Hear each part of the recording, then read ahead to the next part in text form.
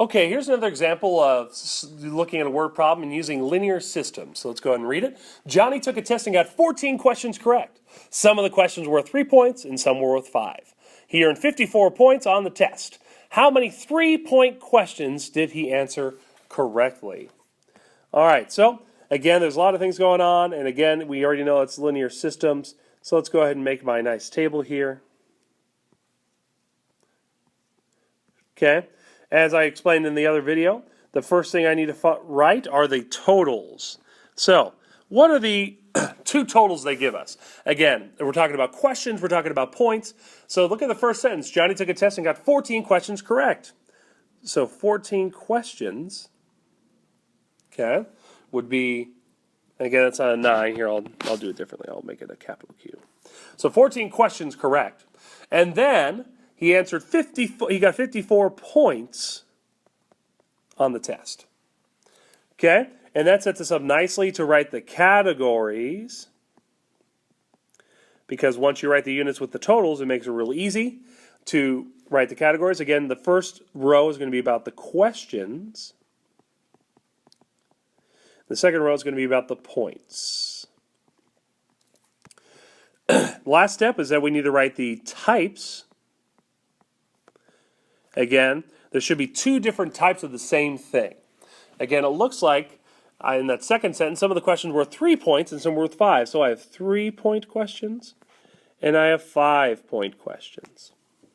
Okay, so now let's go ahead and look at, again, using our chart, how many 3-point questions did he answer correctly? Do we know how many 3-point questions he answered? No. So we have to put X. We don't know. Okay, how many 5-point questions did he answer? Do we know? We don't.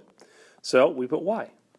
So the 3-point questions plus the 5-point questions equals he got 14 questions correct. Okay? Then and when we do it this way, it makes it kind of simple, because when we say, well, how many points is 3 points? Well, obviously it's 3. Hello. So 3 points, but it's 3 points per question. So we put 3x. And then same thing, how many points is 5 points? Well, it's 5, but it's 5 points per question. And so now that I've set up my table, we can go ahead and pull it out. Okay, so x plus y equals 14, and 3x plus 5y equals 54. All right, usually and typically the best method to solve a system is by elimination. Let's go ahead and eliminate y. Why not do that?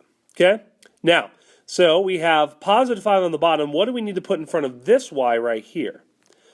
What number do we need to put in front of this y right here in order to eliminate a positive 5y? We need to put negative 5.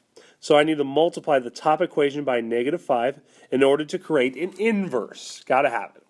So top equation becomes negative 5x minus 5y equals 14 times 5. Got to do some margin math here. 0 to 70. But it's negative 70. Now, the question that people always ask is, well, wait, why can't I get rid of x? You totally can do that. You would multiply by negative 3 in order to get rid of x. You can totally do that, no problem. But you're going to see why. I eliminated y here in a second.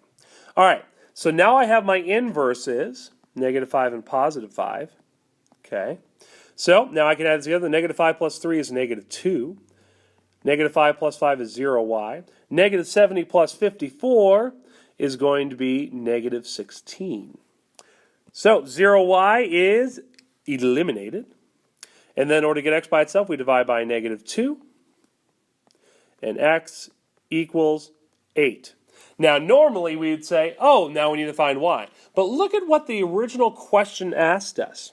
Let's go back here. So how many 3-point questions did he answer correctly? So which variable is the 3 points? The x. All we need to do is find how many 3-point questions. So we don't need to find what y is. All we care about is the 3-point questions. And again, by our math, we just discovered that we did 8. So he answered 8 3-point questions correctly. Now, not all problems will work out like this. So most of the time, you do need to find both solutions. But if you read the question carefully, It just asks how many 3-point questions did he answer. And the 3-point questions were X, and the 5-point questions were Y. So we solved for X, and we found it right there. So 8 3-point questions he answered correctly.